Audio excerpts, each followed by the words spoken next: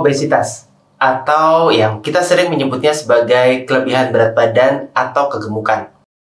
Ini adalah masalah gizi yang penting untuk dipahami dan juga penting untuk dicegah. Kejadian obesitas atau kegemukan terjadi ketika seseorang mengkonsumsi makanan dengan nilai kalori yang melebihi dari kebutuhannya. Ketika nilai energi yang dikonsumsi melebihi kebutuhannya, maka tubuh biasanya akan menyimpan dalam jaringan lemak atau jaringan adiposa. Ketika terjadi penumpukan secara terus-menerus jangka panjang, maka penumpukan lemak tersebut akan meningkat dengan jumlah yang tinggi dan pada akhirnya akan menambah berat badan seseorang. Pada suatu titik di mana penambahan berat badan ini melebihi dari kondisi awalnya yang kemudian akan meningkatkan dari indeks massa tubuhnya. Dan orang ketika memiliki indeks massa tubuh tertentu per sel lemak tubuh yang tinggi, maka dikatakan sebagai kegemukan atau obesitas. Dan masalah obesitas ini adalah masalah yang kompleks, masalah yang kronis, dan tidak jarang menimbulkan kontroversi. Tetapi satu hal yang dipahami atau disepakati semua orang, bahwa obesitas atau kegemukan adalah masalah yang serius. Ini adalah masalah gizi yang bisa berkontribusi buruk terhadap kesehatan. Beberapa penyakit banyak diketahui berhubungan dengan obesitas. Penyakit seperti diabetes mellitus, penyakit jantung, stroke, hipertensi, hingga penyakit seperti sleep apnea atau kesulitan tidur, dan juga depresi berhubungan dengan kegemukan.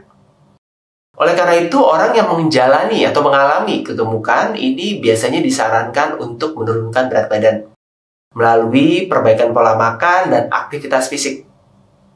Perbaikan makan ini bisa jadi menjalani diet rendah kalori untuk menurunkan asupan energinya, sehingga tubuh menggunakan simpanan energinya, sehingga kemudian lemaknya bisa dikurangi.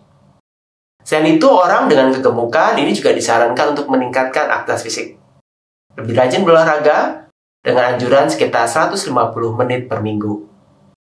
Kombinasi dari intervensi itu diharapkan dapat membantu orang yang obesitas atau kegemukan untuk menurunkan berat badannya, dengan target kisarannya sekitar 5 hingga 10%. Ini adalah target yang diharapkan bisa membantu memperbaiki profil metaboliknya dan menurunkan resikonya.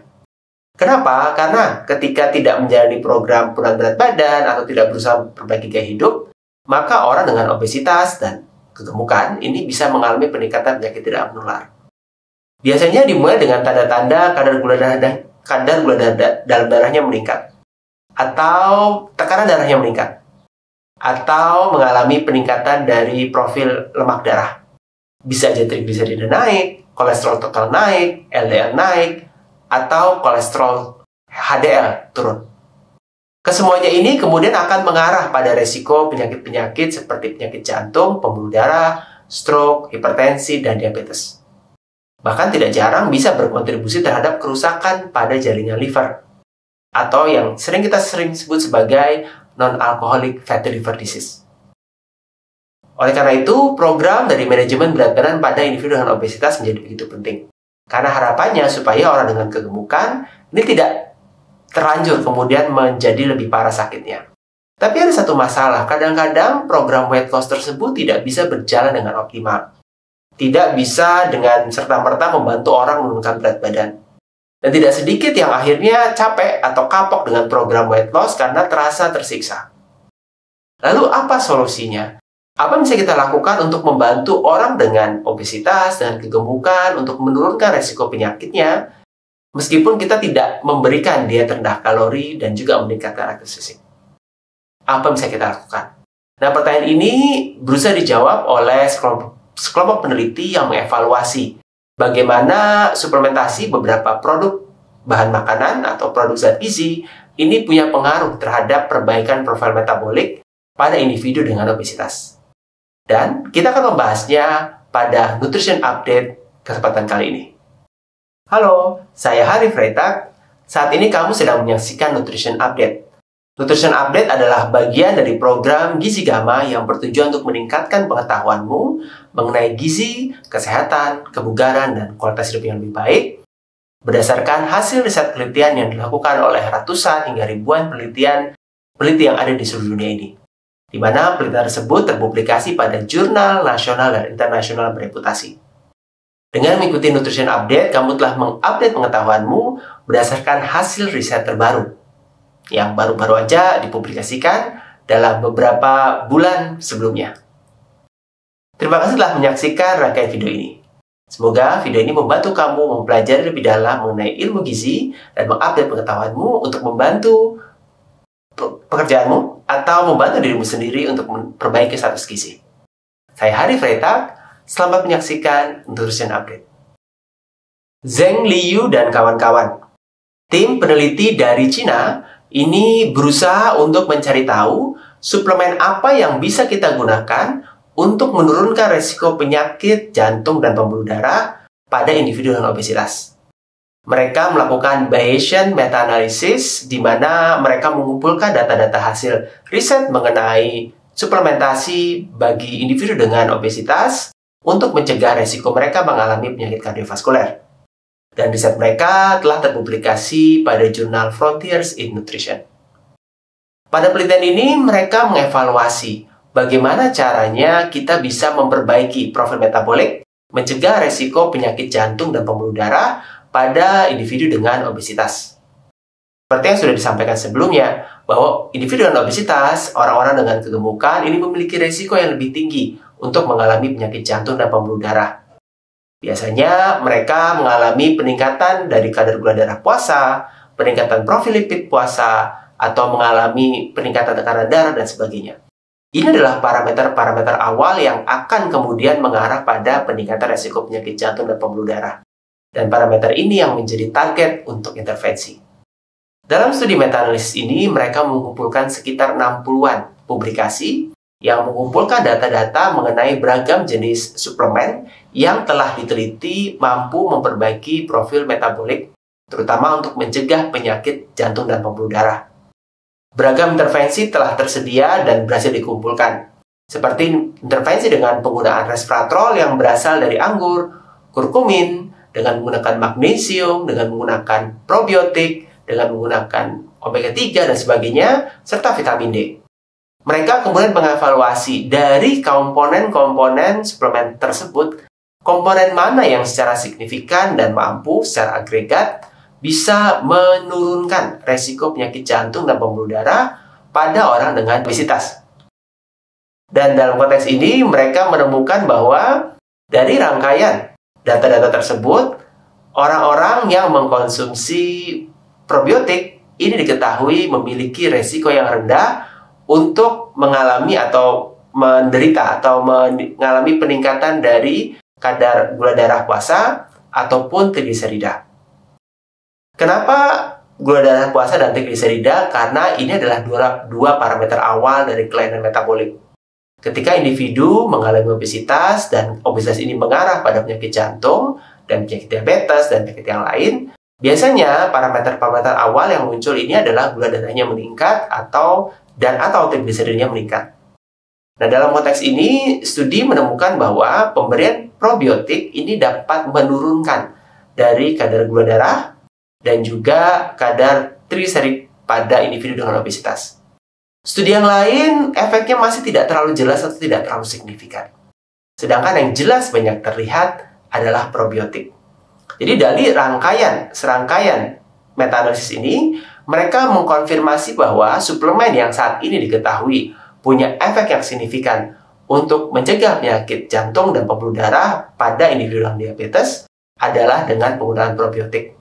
Probiotik terutama bermanfaat untuk membantu menurunkan darah atau menstabilkan kadar gula darah pada individu dengan obesitas. Sedangkan kalau untuk memperbaiki kadar profil lipid seperti menurunkan trigliserida, adanya tambahan dari omega 3 berserta dengan probiotik ini memberikan efek yang optimal dalam menurunkan trigliserida. Jadi bukan berarti suplemen-suplemen lain tidak bermanfaat, cuma efek dari suplemen tersebut terhadap perbaikan metabolik yang diukur dalam penelitian ini, yaitu dengan meneliti gula darah dan juga trigliserid, ini tidak sejelas atau sekuat efek dari probiotik.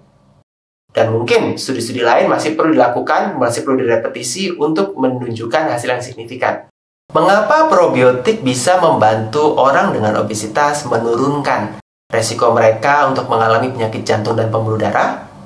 Ada beberapa mekanisme yang bisa menjelaskan. Mekanisme pertama adalah karena konsumsi probiotik akan meningkatkan populasi bakteri baik. Bakteri baik yang tinggal dalam saluran pencernaan ini berfungsi penting untuk mengolah zat-zat gizi yang masuk ke dalam tubuh kita. Salah satunya adalah mengolah bagaimana beberapa komponen difermentasikan dalam usus. Seperti kita ketahui bahwa tubuh memiliki keterbatasan dalam mengolah beragam jenis makanan yang masuk dalam tubuh kita. Ada sebagian jenis karbohidrat yang tidak dapat dengan baik dicerna dan diserap, sehingga banyak yang tertinggal pada usus besar atau usus secara umum. Nah, ketika produk-produk metabolisme atau produk-produk dari pencernaan karbohidrat ini tidak dapat terserap, masuk, tidak dapat dicerna, maka oleh usus terjadi fermentasi. Fermentasi ini kemudian akan berdampak pada penghasilan molekul yang disebut sebagai short chain fatty acid atau SCFA atau asam lemak rantai pendek. Asam lemak rantai pendek adalah produk hasil fermentasi bakteri usus baik yang terdapat di dalam usus kita sebagai pengolahan dari produk prebiotik. Nah, ini kuncinya, bahwa bakteri baik ketika kita mengkonsumsi probiotik, bakteri tersebut bisa membantu usus pencernaan kita untuk melakukan fermentasi terhadap serat atau terhadap produk-produk yang tidak berhasil dicerna, produk karbohidrat yang tidak tercerna, sehingga kemudian ketika terfermentasi akan melepaskan SCFA. Nah, SCFA ini punya manfaat penting. SCFA ini punya kemampuan untuk mempengaruhi metabolisme secara umum. Dia bisa meningkatkan proses dari kemampuan tubuh dalam melakukan lipolisis atau pemecahan lemak. Dia juga berperan sebagai anti peradangan, menurunkan proses peradangan. Seperti yang tadi dibahas bahwa peradangan adalah bagian penting dari bagaimana orang dengan obesitas ini mengalami resiko penyakit. Salah satunya adalah penyakit jantung dan penyakit diabetes. Karena peradangan. Nah, karena peradangan ini juga terjadi, kita berusaha untuk menurunkannya. Dan salah satunya adalah dengan meningkatkan produksi dari SCFA yang terjadi dalam usus kita sebagai hasil dari fermentasi bakteri baik. Bakteri baik, bakteri yang menguntungkan ini juga bisa membantu kita untuk meminimalisir asupan atau hasil fermentasi buruk. Jadi proses fermentasi ini nggak selamanya baik. Ada beberapa fermentasi yang ternyata tidak berdampak baik. Seperti fermentasi yang menghasilkan TMAO pada ujungnya. Ini berdampak buruk bagi kesehatan metabolik. Tapi proses ini terjadi pada saluran cerna. Sehingga memiliki populasi bakteri yang baik, ini membantu tubuh kita untuk meminimalisir serapan dari zat-zat buruk dan meningkatkan serapan dari zat-zat yang baik. Dan zat-zat baik ini membantu sel-sel tubuh kita untuk tidak banyak mengalami peradangan, sensitivitas insulinnya bisa ditingkatkan, dan secara umum, resiko penyakit jantung, pembuluh darah, dan beragam jenis penyakit metabolik bisa ditekan dengan konsumsi probiotik. Ini adalah dampak dari probiotik terhadap metabolisme tubuh pada orang dengan obesitas untuk menurunkan resiko penyakit jantung mereka. Ini adalah penjelasan bagaimana peranan dari probiotik pada individu dengan obesitas untuk menurunkan resiko mereka mengalami penyakit kronis. Sampai jumpa pada Nutrition Update berikutnya.